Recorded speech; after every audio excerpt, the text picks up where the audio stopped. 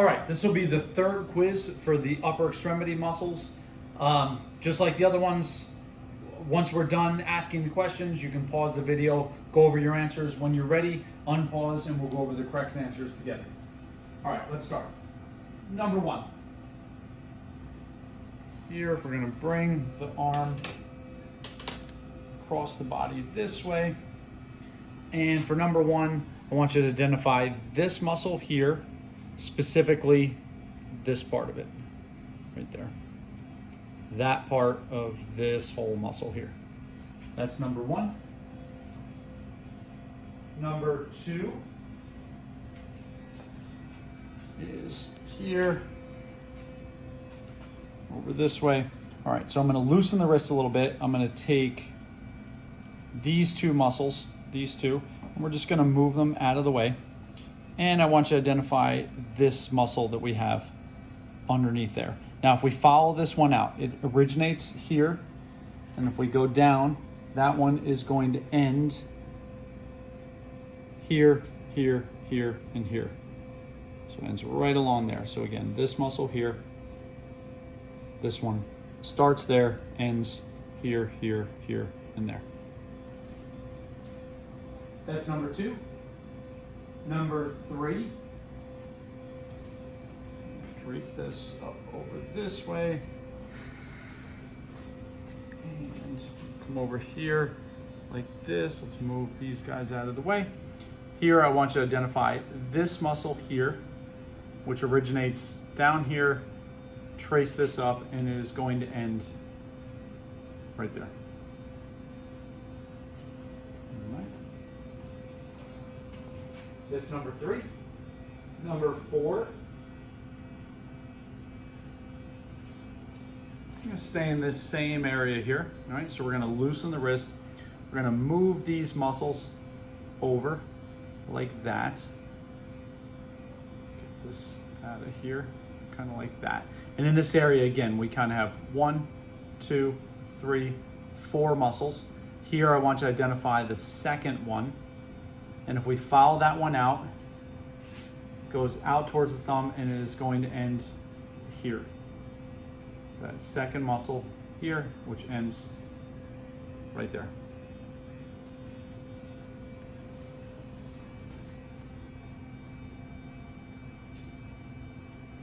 Number five. Go back to the anterior side here. All right, and here we're gonna loosen the wrist, and we are going to take this muscle here and we're just gonna move it over like that. And we wanna identify this next muscle down that's located just deep to that one I moved out of the way. That muscle there. And that one originates right about here on the forearm, right? Follow it down, and that one is going to go out to here, here, here, and there. That's number five. Number six. So let's bring this back up over this way.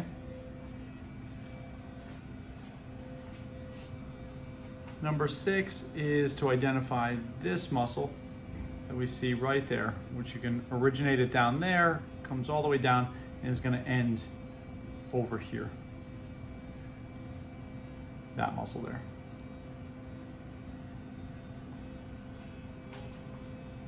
That was six. Number seven. Come back over here. All right, so number seven, we are going to uncover this here. So we're going to kind of hold that out of the way. And right here, we can see this muscle crossing over, ending right here. If we just take the forearm and we just turn it a little bit like that, you can see this muscle that we uncover, which is coming in this way. That's the one I want you to identify. All right, you can kind of see how if I have the forearm turned like that, you don't see it too well, but as soon as I do this, you can see that muscle get uncovered there. So again, it's pulling this way, like that muscle there. That was seven. Number 8, here, up here, that.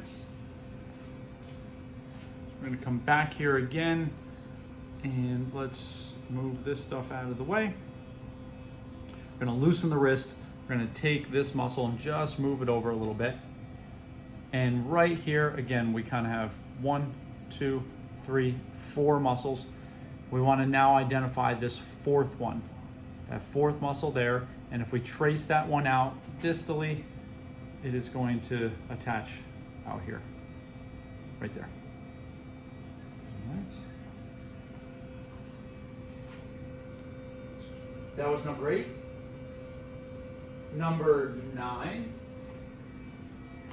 is here. Let's bring this back down. And we got this muscle here, and it has 3 different parts.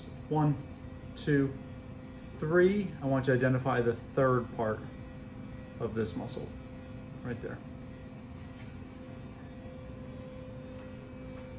That was number 9. Number 10. And I think we'll just, I'm gonna kind of drape the arm up like this. Just makes it a little easier to see here. All right, so we have this whole muscle here. And again, it's got 1, 2, 3 parts like that. I want you to identify that first part here, going in that direction. That's number 10. Number 11, same exact spot, is same muscle. Instead of this part, so that was the first part, here's the second part. Now I want you to identify the 3rd part of that muscle going this way. So 10 is here, 11 there.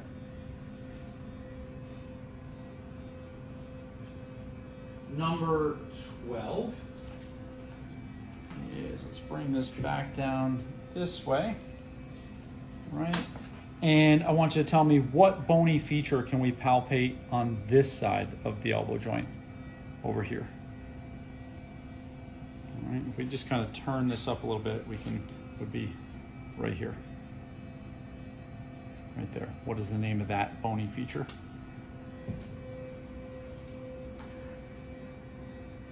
Number 13 is here. So we'll do this on a bone. Now, this is actually from the other side of the body, but I want you to identify what is this feature right here of this bone called, that feature.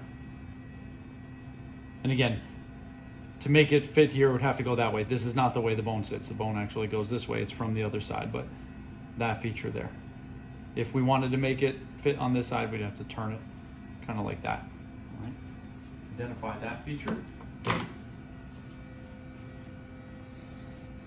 Number 14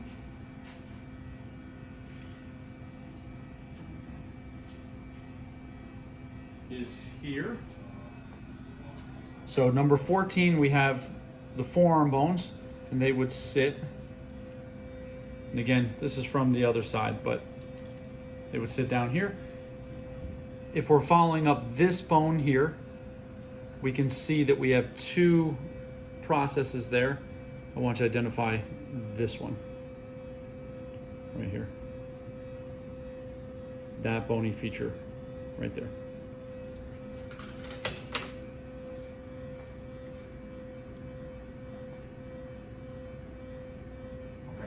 Number 15, I want you to name a functional difference between your answer for number 2 and your answer for number 5. Name a functional difference between your answer for number 2 and your answer for number 5. That's for 15.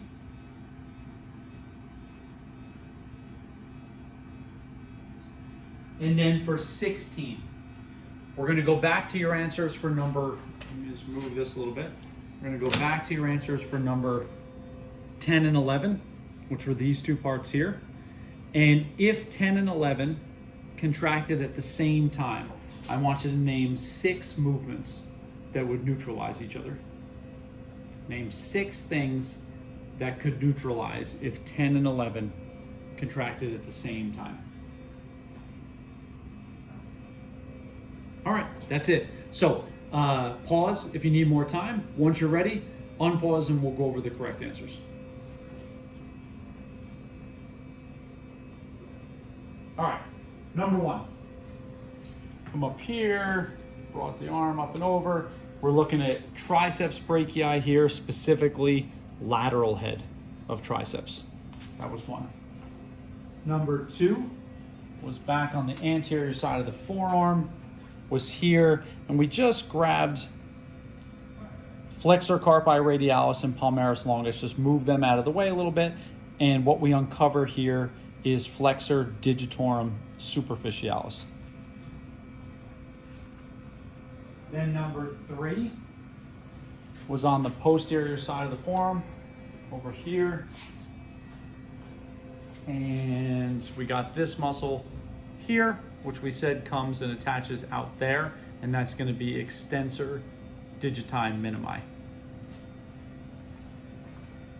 Number four, same area. We came over here, and again, we kind of loosened the wrist. We moved this muscle out of the way, which is extensor digitorum, moved that out of the way, and we uncover these four muscles, right? 1, 2, 3, 4. We want the second one now, which if we follow that second one out, ends over here. That's going to be extensor pollicis brevis.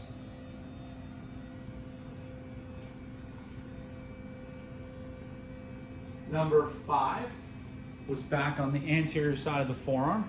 So we came over here, we loosened the wrist. We took flexor digitorum superficialis and just moved that one out of the way a little bit. And what we uncover right here is flexor digitorum profundus.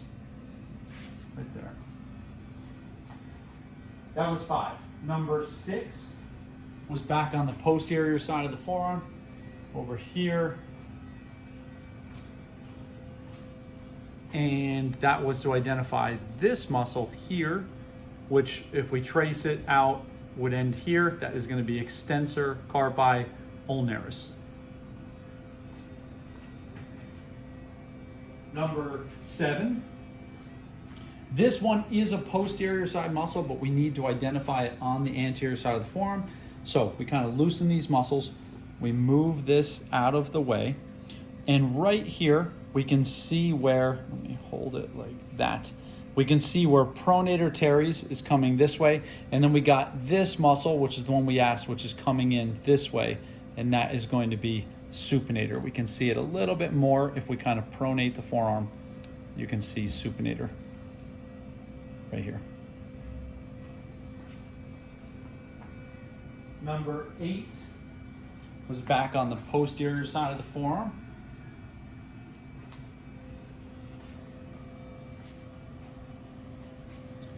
And here, kind of move these guys again, lift this up. We took extensor digitorum, moved it out of the way. We uncover those four muscles, 1, 2, 3, 4. Now we want the fourth one, follow that out. It attaches to the index finger here, and that would be extensor indicis. Extensor indicis. Number 9 was back on the anterior side here, and it was identified this muscle, this part of it here, and that would be abdominal head of pectoralis major. Number 10 and 11, we'll do those together here, kind of drape the arm up a little bit, it's a little easier to see. And here we looked at these two parts of this muscle. 10 was this part, and that's anterior head of deltoid. And 11 was that part there, which is posterior head of deltoid.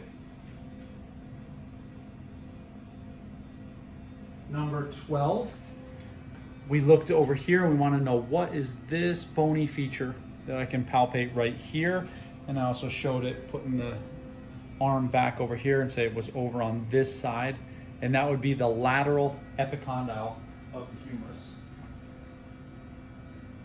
Number 13 was this bone, that part, and that would be the head of the humerus.